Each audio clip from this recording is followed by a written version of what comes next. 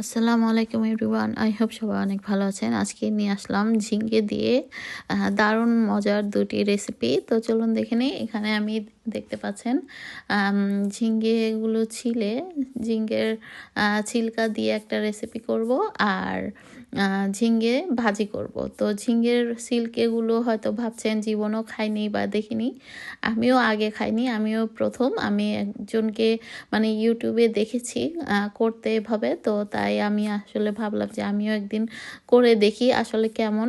তো দেখে ভালোই লেগেছিল, তাই আসলে আমিও চেষ্টা করলাম আর দেখলাম আসলেই মানে সত্যি অসাধারণ লাগে ঝিঙ্গের ছিলকা ভাজি।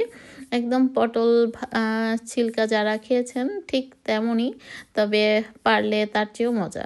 তো যাই হোক, এখন আমি ঝিঙ্গেটা কুচি কুচি করে পেঁয়াজ দিয়ে তেল দিয়ে এবং এর সামান্য একটু হলুদ দিয়েছি আর লবণ পরিমাণ মতো দিয়ে ঝিঙেটাকে ভাজি করে নিচ্ছি। আর ঝিঙে থেকে বেশ পানি ওঠে আর এর সঙ্গে আমি কাঁচামরিচ ধনেপাতা অ্যাড করে দিয়েছি।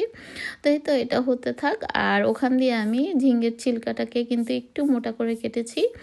তো আর উপরের অংশগুলো অ্যাড করেছি, সঙ্গে আমি রসুন কোয়া কাঁচামরিচ এগুলো অ্যাড করেছি আর ৪-৫টার মতো সিম অ্যাড করেছি যাতে আরেকটু খেতে ভালো লাগে। তো এই তো আমি ঝিঙ্গেটাকে সিদ্ধ করে পানিটাকে ঝরিয়ে নিয়ে তারপর এটাকে খুব ভালো মতো ব্লেন্ড করে নিচ্ছি। সঙ্গে কাঁচামরিচ তো দিয়েই দিয়েছি। তো যাই হোক, ব্লেন্ড করে নেওয়ার পর এরকম অবস্থা এসেছে।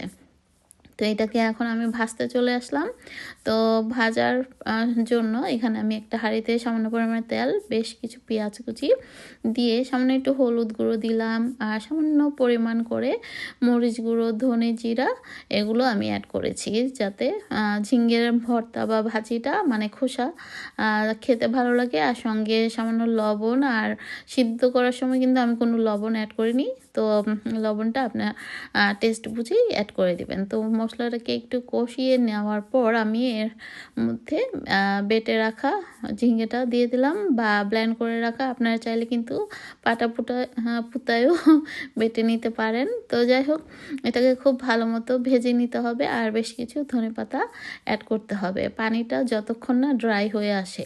তো আর এই ভাজিটা গরম ভাত অথবা আপনারা পিঠা রুটি দিয়েও কিন্তু খেতে পারবেন, সত্যি অসাধারণ লাগে। তো আমি এরপর থেকে ঝিঙ্গা আনলে আমি ভাবলাম যে এভাবে মানে খাবো, তো কোনো পয়সা পয়সার উসুল উঠবে এই আর কি। তো আপনারা বাসায় যদি ভালো লেগে থাকে আমার রেসিপিটি, বাসায় একবার হলেও ট্রাই করে দেখবেন। আপনাদের পয়সার একদম উসুল উঠিয়ে ছাড়লাম, ভাববেন যে একটা পয়সাও লস হলো না। ঝিঙ্গা কেনার পর এভাবে খোসা ভাজিও খাওয়া যাবে এরপর থেকে, আর ঝিঙ্গাটা তো খাওয়াই যাবে। আর ঝিঙ্গে ভাজি করলে কিন্তু খুব সুস্বাদু হয়। খালি যে মাছ দিয়ে রান্না করলেই ঝিঙ্গে খেতে ভালো লাগে তা কিন্তু না, আমি যেভাবে করেছি সেভাবে করে খেতে পারেন, দেখবেন খুবই সুস্বাদু। তো আমি গরম ভাত দিয়ে খেতে বসে গেলাম। মাশাআল্লাহ, এত টেস্টি কি আর বলবো। আমি তো ঠিক করেছি এরপর থেকে আর কখনো যদি ঝিঙ্গে কিনে নিয়ে আসি, তো আমি এভাবে সবসময় এই খোসাগুলো দিয়ে ভর্তা বানিয়ে খাবো। খুবই ভালো লেগেছে আমার কাছে। আই হোপ আপনাদের কাছেও ভালো লাগবে যদি বাসায় এভাবে আমার মতো করে রান্না করে খান। তবে ইন্ডিয়ার রেসিপি দেখে করেছি, ওরা কিন্তু এর মধ্যে আরও অন্যান্য যেমন কারি পাতা এবং কালো জিরে এগুলোও অ্যাড করে। তবে আমি এগুলো দিলাম না, এগুলো ছাড়াও কিন্তু খুবই সুস্বাদু হয়। তো আই হোপ আমার রেসিপিটা আজকে ভালো লেগেছে। তো ভালো লাগলে অবশ্যই একটা কমেন্টস করবেন। তো আজ এ পর্যন্তই, সবাই ভালো থাকবেন। আল্লাহ হাফেজ।